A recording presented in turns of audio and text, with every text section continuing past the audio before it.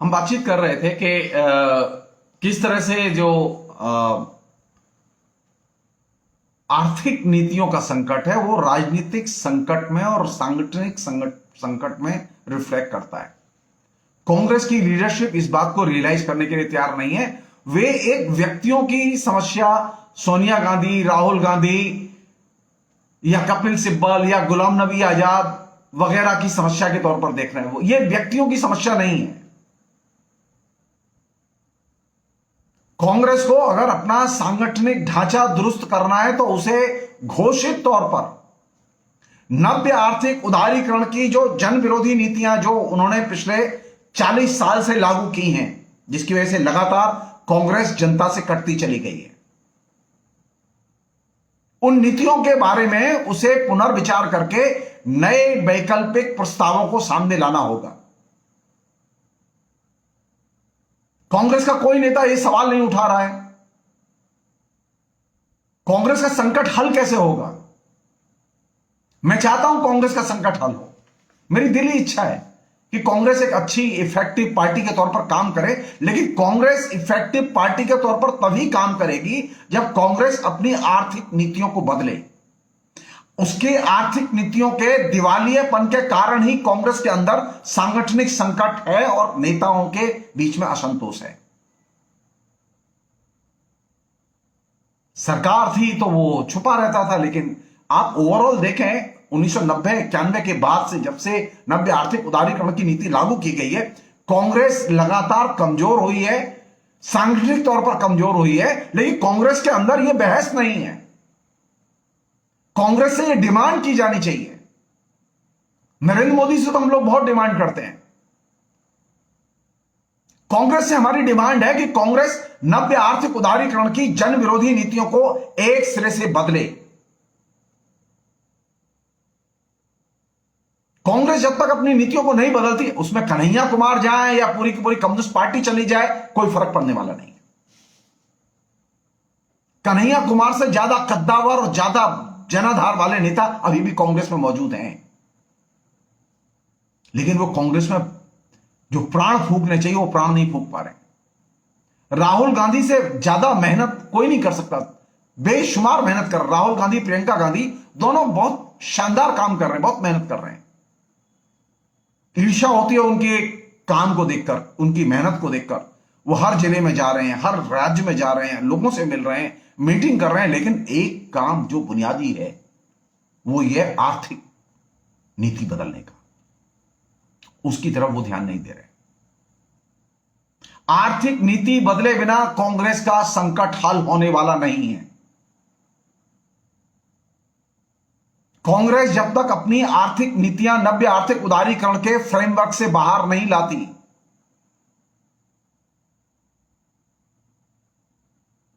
कांग्रेस का संकट हल होने वाला नहीं है। दूसरी एक चीज और है जो बहुत महत्वपूर्ण है, वो ये कि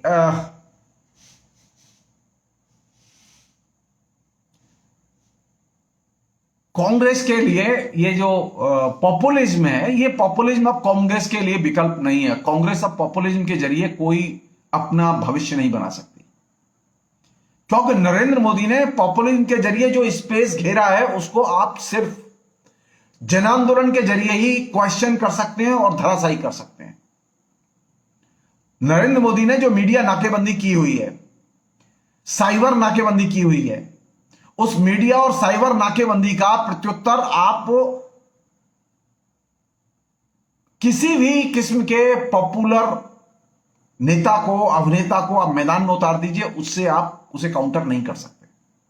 कारण क्या है कि नरेंद्र मोदी के साथ में एक संगठन है जिसका नाम आरएसएस है, जो कि एकदम यूनाइटेड ढंग से उसके लिए काम कर रहा है।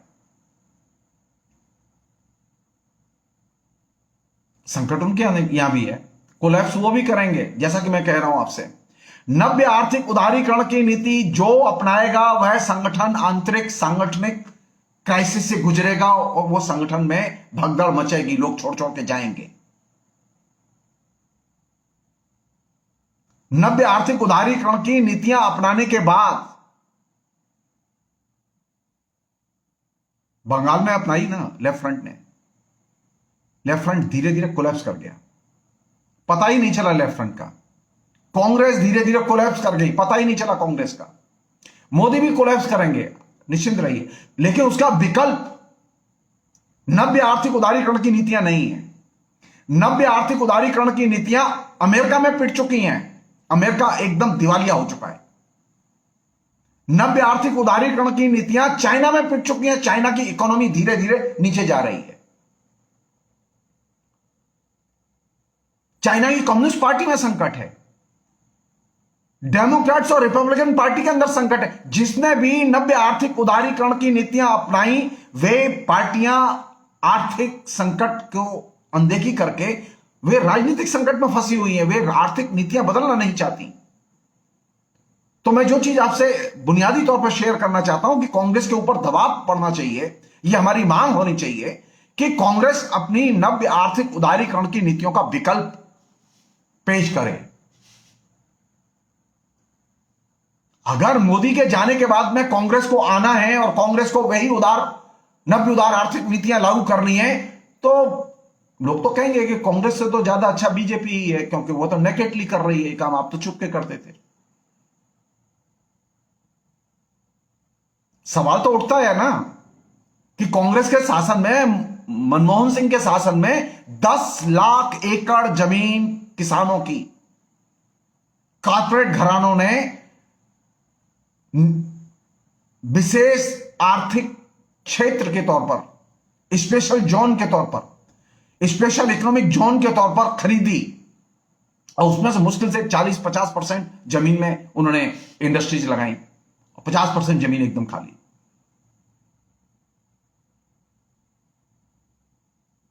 कांग्रेस ने रिव्यू किया इसे, कांग्रेस ने वो जमीन वापस ली। कांग्रेस से सवाल खड़े होंगे। आप नरेंद्र मोदी से सवाल कर सकते हैं, लेकिन कांग्रेस से भी सवाल किए जाने चाहिए कि वह नव्य आर्थिक उदारीकरण की नीतियों को बदलने के लिए तैयार है कि नहीं है। नरेंद्र मोदी पूरा देश बेच रहे हैं उन्हीं आर्थिक नीतियों के आधार पर।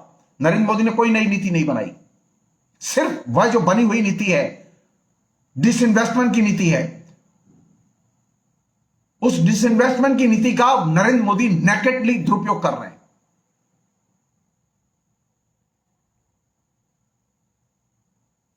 तो कांग्रेस को संकट से निकलना चाहिए, लेकिन कांग्रेस संकट से राहुल गांधी और प्रियंका गांधी के दौरे के जरिए नहीं निकलेगी। खाली आप इलेक्शन जीत सकते हैं, हो सकता है कि आप फिर किसी राज्य में इलेक्शन जीत जाएं, उससे बात बनने वाली नहीं है।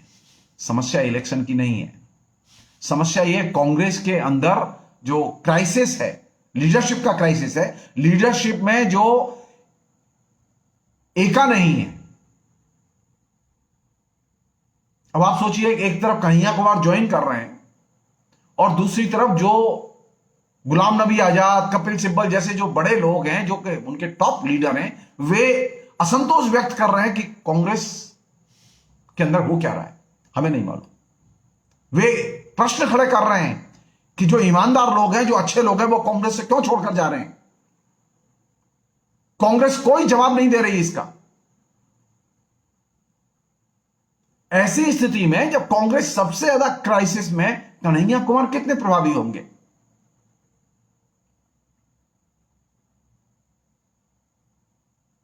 बहुत ज्यादा प्रभावी नहीं होंगे। ये कन्हैया कुमार को भी ये दिमाग से निकाल देनी चाहिए। हां, मीडिया कवरेज मिल सकता है, क्योंकि मीडिया आइकॉन कन्हैया कुमार है और मीडिया के लिए उनकी वाइट इंपॉर्टेंट है, ये सच है। लेकिन कन्हैया कुमार कांग्रेस के इस संकट का समाधान नहीं है। इवन पंडित जवाहरलाल नेहरू, अंबेडकर, गांधी, भगत सिंह, इनके जो नाम बोले जाते हैं, ये भी कांग्रेस के संकट का समाधान नहीं है, क्योंकि इन लोगों ने कांग्रेस के लिए संकट पैदा नहीं किया।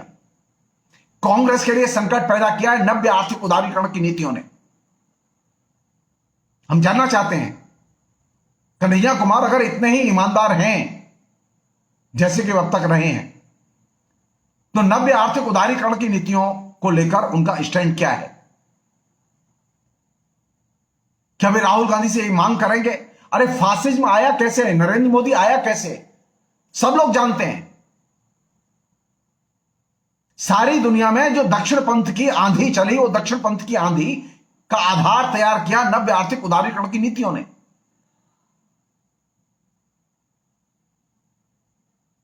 तो आप नव्य आर्थिक उदारीकरण को क्वेश्चन किए बिना, उसे धराशायी किए बिना, यानी आप उसके आइडियोलॉजिकल बेसिस पर, नरेंद्र मोदी जिस आइडियोलॉजिकल बेसिस पर टिके हुए हैं, जिन आर्थिक नीतियों पर टिके हुए हैं, आप उन्हें क्वेश्चन किए बिना, उनको धराशायी किए बिना, उसका विकल्प तैयार किए बिना आप नरेंद्र मोदी को हटा नहीं सकते। सवाल यह नहीं है कि नव्य आर्थिक उदारीकरण की नीतियों में तो रहे, एक अच्छा आदमी ले आया जाए, एक बुरा आदमी हटा दिया जाए। जी नहीं, सवाल नीतियों का, व्यक्तियों का नहीं है। आखिरी चीज इस पूरे प्रसंग में वो ये कि कांग्रेस के 3 तरह के लेवल हैं। एक है उसका कांग्रेस का ग्लोबल इंटरनेशनल उसकी रिलेशनशिप है, दूसरा है उसका नेशनल, और थर्ड है लोकल। सवाल यह है कि कन्हैया कुमार की भूमिका किस लेवल पर होगी। अगर मुझसे पूछें आप, तो कन्हैया कुमार की लोकल लेवल पर भूमिका होगी। चौथा जो लेवल है जहां के कांग्रेस फैली हुई है, वो ये कांग्रेस विभिन्न समुदाय और समूहों के बीच में उसके संगठन है, बहुत इफेक्टिव संगठन है।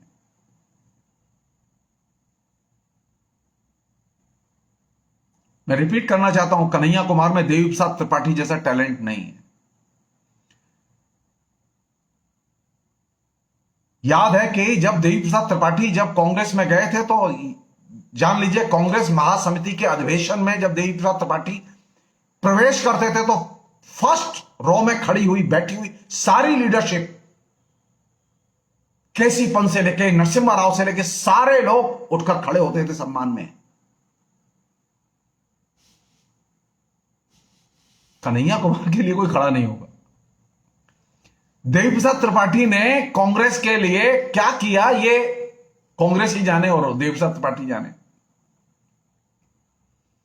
मैं तो सिर्फ इतना बता सकता हूं कि देवी प्रसाद त्रिपाठी अपनी पूरी शक्ति लगा के जवाहरलाल नेहरू विश्वविद्यालय की स्टूडेंट्स यूनियन का चुनाव कांग्रेस के छात्र संगठन, राष्ट्रीय छात्र संगठन को जिता नहीं पाए। उस समय में एसएफआई का प्रेसिडेंट था। मैं 2 बार वाइस प्रेसिडेंट का इलेक्शन लड़ा, मैं हारा, बाद में प्रेसिडेंट बना वहां पर। और देवी प्रसाद त्रिपाठी कॉन्स्टेंटली आए, और देवी प्रसाद त्रिपाठी जिस पैनल के लिए आए फर्स्ट टाइम 1980 में, 81 में, वो पूरा का पूरा पैनल हारा, सिर्फ एक व्यक्ति जीता था उसमें। तो आज की डेट में कन्हैया कुमार का एक साइड इफेक्ट बता रहा हूं आपको कि जवाहरलाल नेहरू विश्वविद्यालय की राजनीति पर, छात्र राजनीति पर कन्हैया कुमार के कांग्रेस में जाने का कोई असर नहीं होगा। शकील अहमद जो के वाइस प्रेसिडेंट और प्रेसिडेंट दोनों रहे स्टूडेंट्स यूनियन के, और वे एसएफआई की तरफ से थे, उनका भी कांग्रेस में जाने से जवाहरलाल नेहरू विश्वविद्यालय पर कोई असर नहीं हुआ। और नौजवानों पर कितना असर हुआ आप अच्छी तरह से जानते हैं। क्यों? कांग्रेस छात्रों, नौजवानों के संगठन से नहीं चलती। कांग्रेस बहुत बड़ा संगठन है, कांग्रेस चलती है नीतियों से। दिक्कत यह है कि कांग्रेस अभी अपनी नीतियों को बदलने के लिए तैयार नहीं है। इस समय सबसे बड़ा चैलेंज है कांग्रेस के सामने। 47 में भी इतना बड़ा चैलेंज नहीं था जो इस समय चैलेंज है, यह सच है।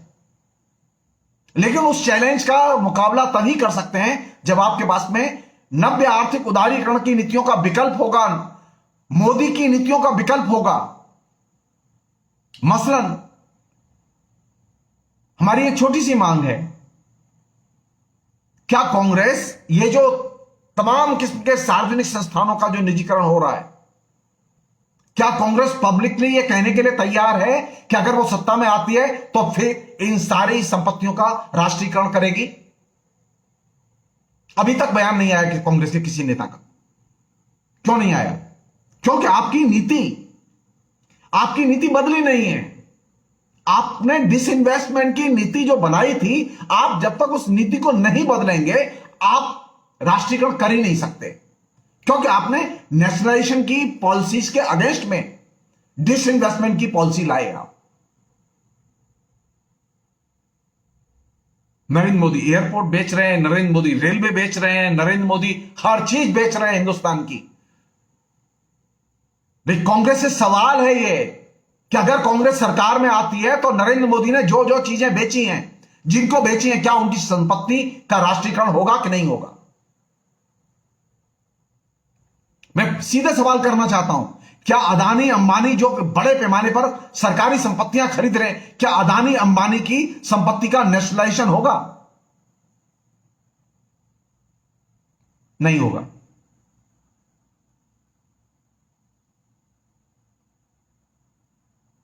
तो फिर आप बदलाव क्यों चाहते हैं? नरेंद्र मोदी लूट रहे हैं, लूटने दो। अंबानी इनके कंधे पर बैठ के लूट रहे हैं, लूटने दो। अगर आपके पास में लूट को रोकने का तरीका नहीं है तो आपको नीति डिक्लेयर करनी होगी। मेरी पहली डिमांड है कि कांग्रेस खुल के कहे कि नरेंद्र मोदी ने पिछले 7 साल में जो सरकारी संपत्तियां विनिवेश के जरिए और दूसरे तरीकों से के जरिए निजी क्षेत्र को हस्तांतरित की हैं, वे संपत्तियां वापस ली जाएंगी। कांग्रेस ये डिक्लेयर करे अगर वो संकट से निकलना चाहती है।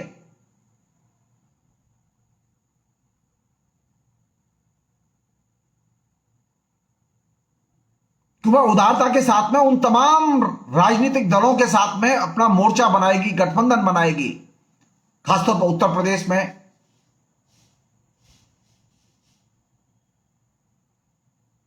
लीडरशिप की जिद छोड़ के जो एक साझा प्रोग्राम हो सकता है।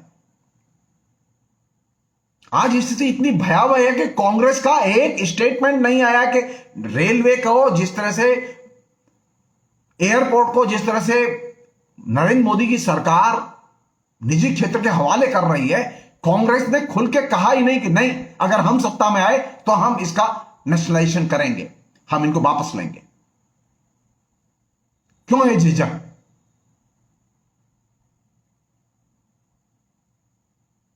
फिर मैं रिपीट कर रहा हूं, सवाल नीतियों का है। कांग्रेस संकट से तभी निकलेगी जब वह अपनी नव्य आर्थिक उदारीकरण की नीतियां बदलेगी, क्योंकि नव्य आर्थिक उदारीकरण की नीतियों पर जो दल कायम हैं, वे दल आज संकट में फंसे हुए पूरे दुनिया में, पूरी दुनिया में। और यह साधारण चीज नहीं है। कांग्रेस पॉपुलिज्म के जरिए चीजों को हल करना चाहती है। कन्हैया कुमार पॉपुलिज्म का एक बहुत छोटा आइकॉन है। कन्हैया कुमार नरेंद्र मोदी के पॉपुलिज्म का उत्तर नहीं दे सकता।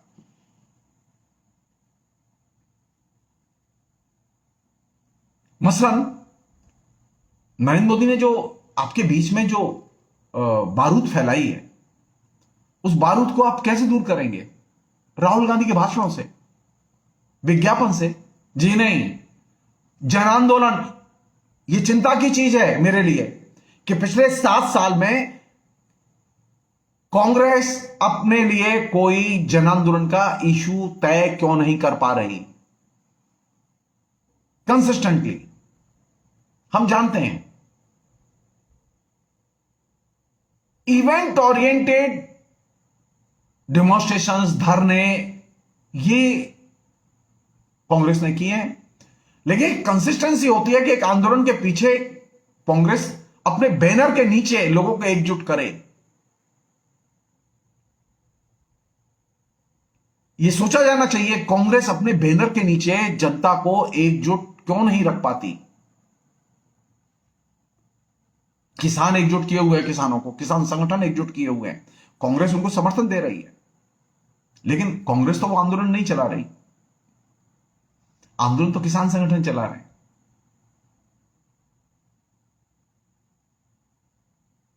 तो किसान संगठनों के आंदोलन का श्रेय क्या कांग्रेस ले सकती है? नहीं। कांग्रेस अपने आंदोलन का श्रेय ले सकती है।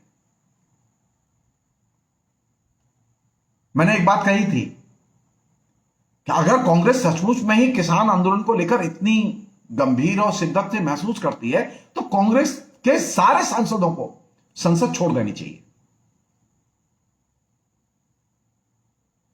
आंदोलन पर उतरना चाहिए। एक कांग्रेस ने के तो एक सांसद ने इस्तीफा नहीं दिया।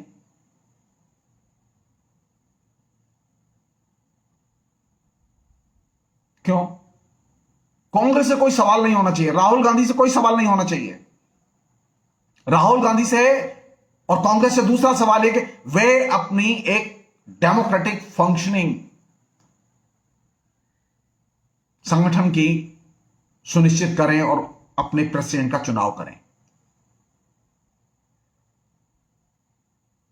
पब्लिक मीटिंग के जरिए, पैम्पलेट के जरिए, पोस्टर्स के जरिए, बैनर्स के जरिए, मीडिया के जरिए विधानसभा का चुनाव लड़के आप कांग्रेस का संकट हल नहीं कर सकते।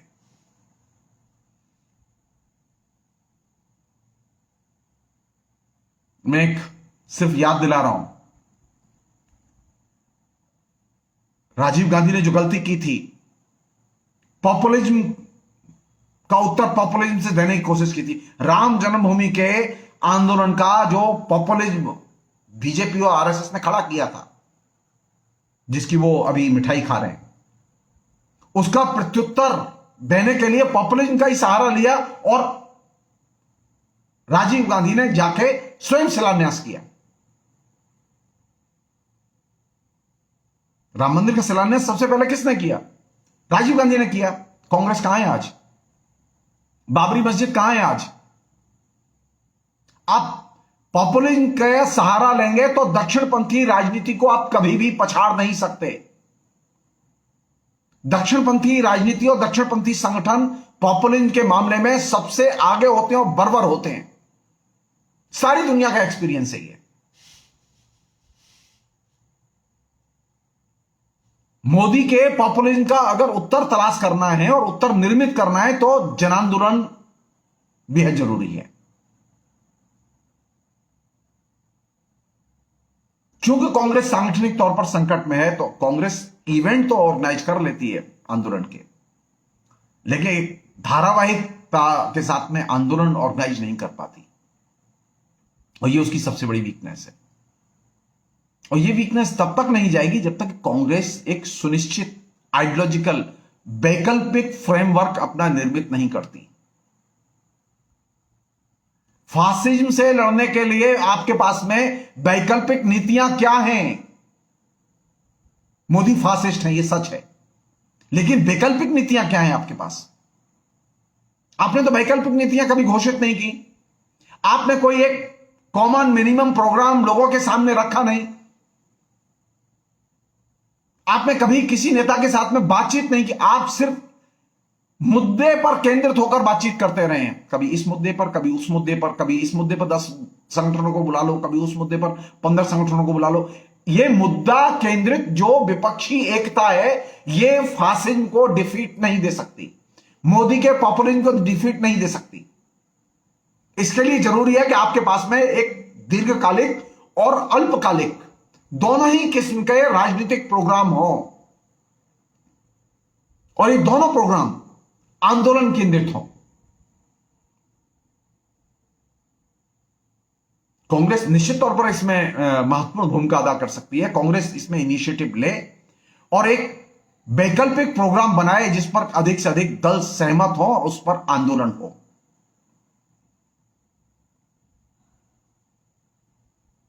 और शुरुआत उसकी आर्थिक नीतियों से हो। नई आर्थिक नीतियां क्या होंगी? अब तक जो आर्थिक नीतियां रही उसका क्लाइमैक्स दिवालियेपन में दिखाई दे रहा है। हिंदुस्तान में सबसे अधिक लोग बेरोजगारी के कगार पर पहुंचा दिए उन नीतियों ने। बाई चांस की बात है कि नरेंद्र मोदी प्रधानमंत्री, तो नरेंद्र मोदी ने खुल के, एक ही फर्क है, वो खुल्लम खुल्ला प्यार करेंगे हम दोनों वाली भाव में रहते हैं, वो नेकेडली काम करते हैं। कांग्रेस के लोग छुप के काम करते थे।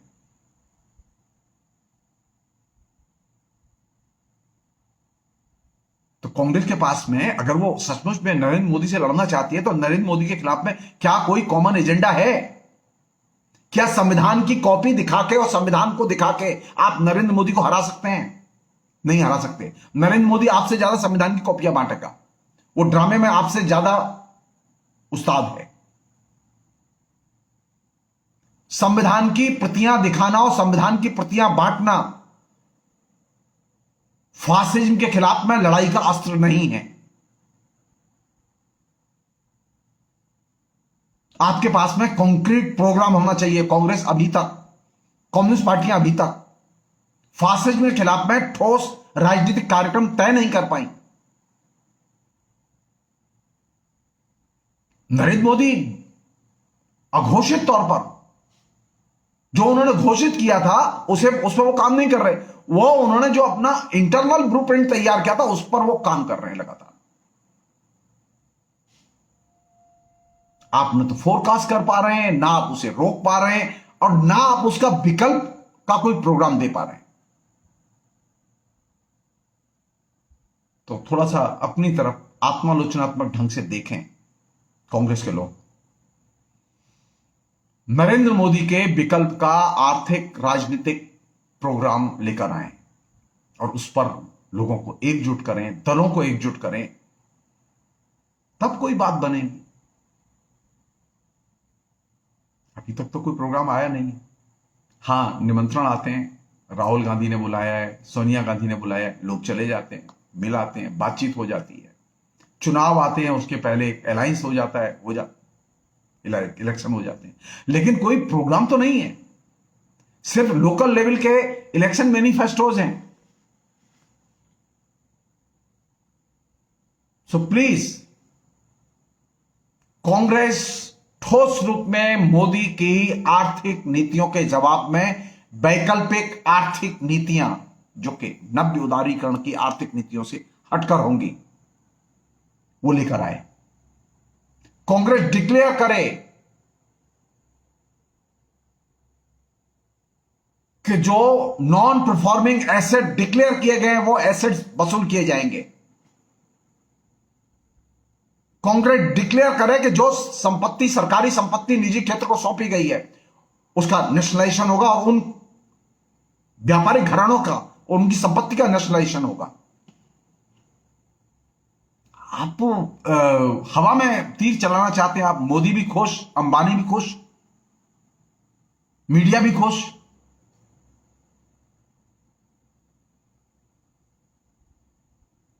दुख होता है, दुख होता है। राहुल गांधी जब जाएं, कांग्रेस के सांसद जब जाएं, धरने पर जाएं, तो कम से कम 50,000, 1 लाख लोग तो हों। दुख होता है। सैकड़ों, कुछ सैकड़ा लोग, इतनी बड़ी पार्टी क्यों? क्योंकि आपके पास में कोई सुसंगत राजनीतिक कार्यक्रम नहीं है। सुसंगत राजनीतिक कार्यक्रम के बिना आप जनता के बीच में अपनी साख निर्मित नहीं कर सकते।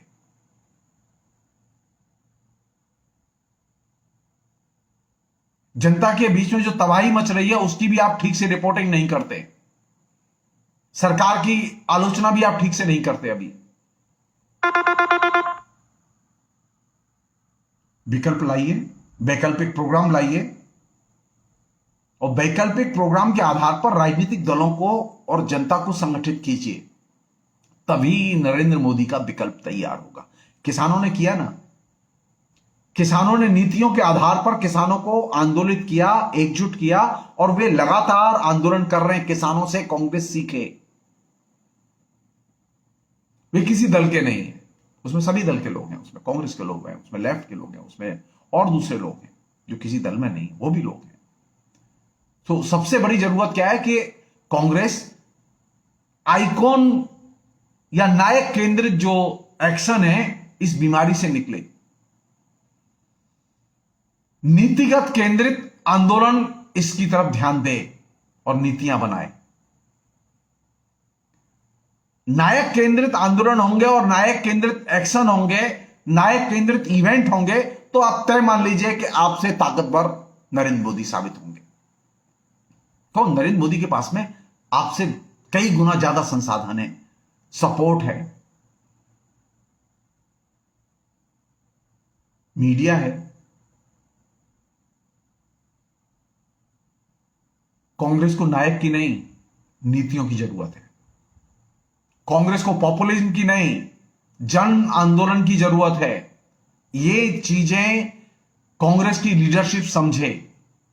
कांग्रेस को एक कलेक्टिव लीडरशिप की जरूरत है, एक व्यक्ति की लीडरशिप की जरूरत नहीं है, और वह कलेक्टिव लीडरशिप हर स्तर पर जरूरी है। तभी आप नरेंद्र मोदी का विकल्प और जनता में अपनी खोई हुई साख अर्जित कर सकते हैं। फिलहाल इतना ही। बहुत बहुत शुक्रिया। Thank you.